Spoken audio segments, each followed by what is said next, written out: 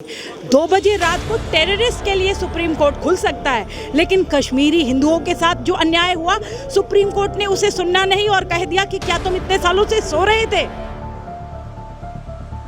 कैसे जिहादियों ने बोला कि या तो कन्वर्ट हो जाओ या तो मरना पड़ेगा या तो कश्मीर छोड़ दो। तो मतलब या तो कन्वर्ट हो या कश्मीर छोड़ दो, नहीं तो तुम्हें मरना पड़ेगा। ये कैसी विडंबना है, क्यों हम अपना घर छोड़ दें। क्या है मैं जंतर मंतर पे कश्मीरी हिंदुओं के दर्द को देखने के बाद आई हूँ। मुझे विवेक भाई ने स्पेशल, विवेक अग्निहोत्री जी ने स्पेशल स्क्रीनिंग के लिए बुलाया था, जो कि एक मास्टरपीस बनाया। उन्होंने कश्मीरी हिंदुओं का दर्द जस का तस दिखाया है। बहुत ही रोंगटे खड़े कर देने वाली मूवी है।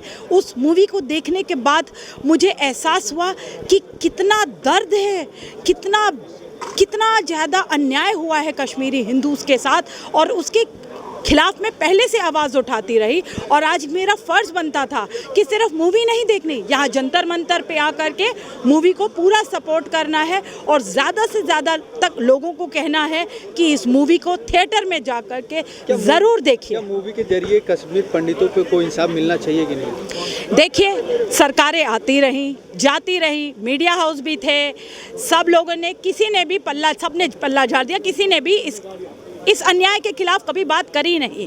32 साल हो गए हैं। ऐसा नहीं है, कश्मीरी पंडित जो हैं बहुत ही एजुकेटेड हैं, वो पूरे दुनिया में फैले हुए हैं और उन्होंने सुप्रीम कोर्ट का भी दरवाज़ा खटखटाया था, लेकिन उनकी बात नहीं सुनी गई। 2 बजे रात को टेररिस्ट के लिए सुप्रीम कोर्ट खुल सकता है, लेकिन कश्मीरी हिंदुओं के साथ जो अन्याय हुआ सुप्रीम कोर्ट ने उसे सुनना नहीं और कह दिया कि क्या तुम इतने सालों से सो रहे थे। जबकि पलट मीटू के केसेस में 20-20 साल पुराने केसेस भी इन्होंने सुने। सुप्रीम कोर्ट को हिंदुओं के साथ जो अन्याय हुआ है वो नहीं दिखा, इसलिए सुप्रीम कोर्ट को भी जगाने की ज़रूरत है, सरकारों को भी जगाने की ज़रूरत है। और जो अन्याय हुआ है, जो कश्मीरियों के साथ नरसंहार हुआ है, जो कश्मीरी हिंदूज़ के साथ जेनोसाइड हुआ है, जो कश्मीरी जेनोसाइड हुआ है, उसके खिलाफ मैं आवाज़ उठाती रहूँगी, लगातार उठाती रही हूँ और आगे भी उठाती रहूंगी। Let's fight for justice. जब तक जस्टिस नहीं मिलेगा तब तक मैं आवाज उठाती रहूंगी। कश्मीर फाइल्स जो मूवी बन रही है, इससे कोई प्रभाव पड़ेगा पंडितों? बहुत प्रभाव पड़ेगा। जो जनरेशन्स, आज की जनरेशन है, उन्हें सच के बारे में पता ही नहीं है, तो ये सच बताती है। ये एक कोरा सच है, बेयर ट्रुथ है। इसमें कुछ भी अपीजमेंट नहीं करा गया है, कुछ भी लपेटा नहीं गया है। और आपको इतना बता देती हूँ कि बॉलीवुड ने कभी भी इसको सपोर्ट नहीं किया। पहले दिन से ही बॉलीवुड का कोई सपोर्ट नहीं आ रहा है, जनमानस इसको सपोर्ट कर रहा है, क्योंकि ये जनमानस का ही पीड़ा है और उसी की दर्द है। और ये दर्द बयान करती है पूरी मूवी। यहाँ पर स्पष्ट रूप से दिखाया गया है, बिल्कुल साफ, क्लियर, क्रिस्टल क्लियर दुख दर्द। कैसे महिलाओं के रेप हुए थे, कैसे बच्चों को मार डाला गया, कैसे मंदिरों को तोड़ा गया, कैसे पुरुषों को मार डाला गया, नरसंहार की वो कहानी है। कैसे जिहादियों ने बोला कि या तो कन्वर्ट हो जाओ या तो मरना पड़ेगा या तो कश्मीर छोड़ दो।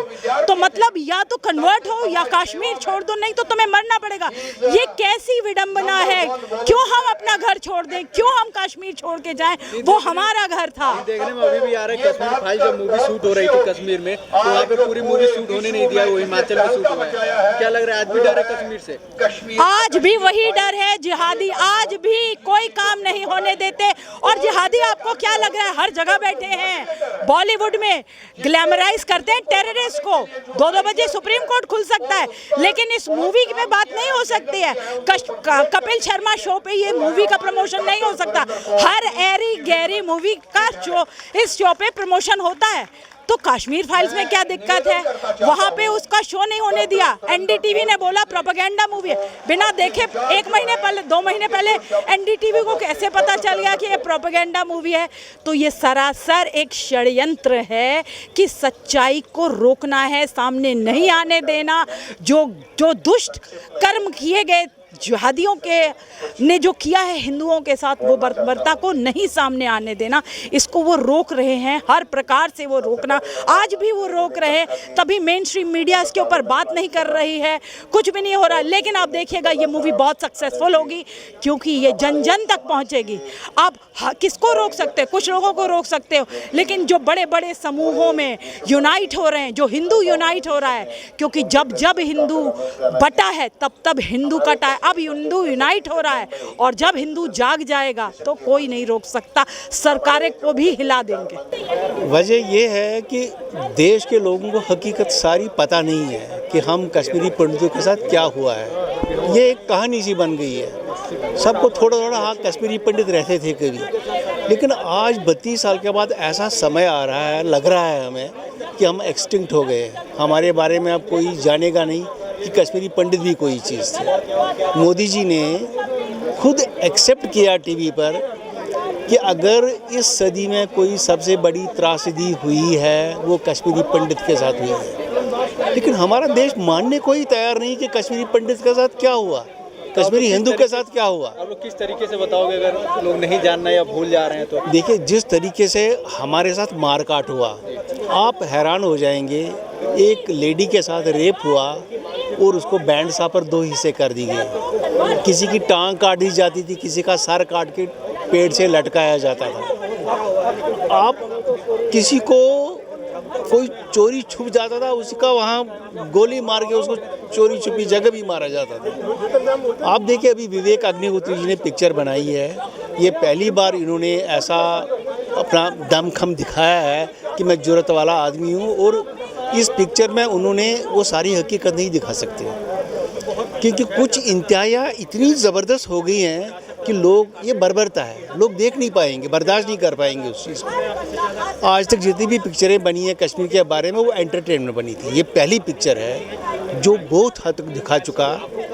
जब वो पिक्चर बना रहे थे कश्मीर में, ये 18 से शुरू हुई ये पिक्चर कश्मीर फाइल्स, वो वेजिटेरियन है अग्निहोत्री। उसने वहाँ कहा भाई यहाँ वेजिटेरियन खाना मिलता ही नहीं, वहाँ कोई हिंदू दुकान है ही नहीं, किसी हिंदू की दुकान नहीं है, कोई खाना नहीं मिलेगा आपको। उसने कहा भाई यहाँ कानून बनना चाहिए कि वेजिटेरियन खाना भी मिलना चाहिए। उसको फतवा जारी किया गया, वो वहाँ से भाग गया सारा सामान बंद करके और हिमाचल चला गया। और पिक्चर का कुछ हिस्सा हिमाचल में बना दिया उसने। आप खुद अंदाज़ा लगा सकते हैं क्या कश्मीरी पंडित वहाँ रह सकता है।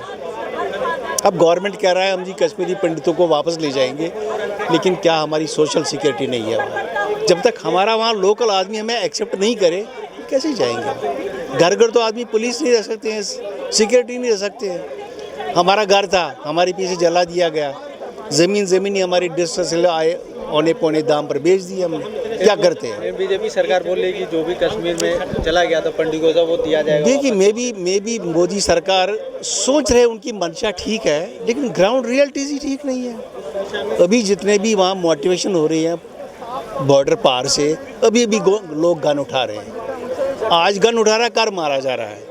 इसका मतलब है जो उनमें भी लोगों में वहाँ मंशा है मारने की कश्मीरी पंडित को, वो इसीलिए ये कर रहे हैं ताकि कश्मीरी पंडित वापस ना आ जाए। हम वहाँ आसानी से जा नहीं पाएंगे, अगर हमें देखेंगे घर आ गए तो मार देंगे वो, इसलिए कि हम ही एक सिरे पे वहाँ वापस जा सकते हैं रहने के लिए। अब गवर्नमेंट ऑफ इंडिया को सोचना चाहिए कि इसके लिए कोई पॉलिसी नहीं बन रही है। पहले मोदी जी को 7 साल हो गए, कोई पॉलिसी नहीं बन रही, इस पर क्या किया जाए इनके साथ। इसका एक ही इलाज है क्या आज जो आपने आवाज़ उठाई है इसका कुछ? हम ये 32 साल से, देखिए हमारी सबसे बड़ी विडम्बना है, हम सब पढ़े लिखे लोग हैं। मैं बैंक में सीनियर मैनेजर रहा हूँ, हमारे पास लॉयर्स हैं, अपने डॉक्टर सुरेंद्र हैं, डॉक्टर सब पढ़े लिखे हैं। हम पत्थर तो फेंक नहीं सकते बस पर। आज तक रिकॉर्ड है 32 साल में किसी विस्थापित कश्मीरी पंडित ने किसी का शीशा नहीं तोड़ा है। आप खुद अंदाज़ा लगा सकते हैं, जो लोग सड़क पर आ गए हैं वो कोई ऐसी गलती नहीं करना चाहते हैं जिससे किसी अपना नाम बदनाम हो जाए। लेकिन गवर्नमेंट देख रही है ये बेचारे शरीफ हैं, पढ़े लिखे, ये क्या करेंगे, इसलिए गवर्नमेंट भी चुप करके बैठी है। वो कोई ठोस सल्यूशन नहीं बता रहे। अब हमारा यही मुद्दा है, हमें वहाँ ले लिया जाए, किसी एक जगह बसाया जाए जहाँ पर हमारी सिक्योरिटी दे दी जाए, और वहाँ पर जो लोग हैं उनको उनसे भी कोई प्रॉमिस लेना चाहिए भाई, हमें से कैसे सिक्योरिटी मिलेगी। हमें तो तब कह रहे थे वो मर्द निकल जाओ और अपनी लेडीज़ को यहाँ छोड़ दो, ये नारा लगता था वहाँ से मौजूद। हमारे दरवाजे पर नोटिस चिपकाते थे उर्दू में लिखकर, अगर कल सुबह तक खारिज नहीं किया तो आपकी लाश मिल जाएगी, और ऐसा हुआ। जो नहीं निकले उनको मार दिया गया। तो क्या आने वाले समय में ये सुधार हो जाएगा, ऐसा लगता है? देखिए, गवर्नमेंट तो कोशिश कर रही है, बहुत कोशिश कर रही है, लेकिन वहाँ से जो पाकिस्तान से हो रहा है, और जब तक जो हमारे देखो कश्मीरी मुस्लिम्स भी इतने ख़राब नहीं हैं, लेकिन जब वो बहकावे में आते हैं, मज़हब में आ जाते हैं, तब वो सब धर्म फेल हो जाते हैं और वही एक धर्म पास हो जाता है। यहाँ पर हम हिंदुस्तान मार खाता है। अब देखिए, हमारे बगैर हिंदुस्तान वहाँ सक्सेसफुल भी नहीं होगा। वहाँ पर लैंग्वेज बैरियर है, हम ही वो भाषा समझ सकते हैं, बोल सकते हैं। यहाँ की जो इंटेलिजेंस है कैसे काम करेगी वहाँ, और इस इंटेलिजेंस की वजह से हमें मार खानी पड़ी वहाँ कि यही खबरें पहुँचाती हैं। और हम बहुत लोगों को, मैं बैंक में काम करता था, इलाहाबाद बैंक में, हमारा बम फट गया वहाँ, 2 हमारे स्टाफ आदमी मर गए। ये 1989 दिसंबर की बात है। बेचारे जस्ट 40 ईयर के ओल्ड थे, उनके बच्चे भी बिल्कुल छोटे छोटे थे, और दोनों मुस्लिम्स थे। अब इससे बुरा क्या हो सकता है।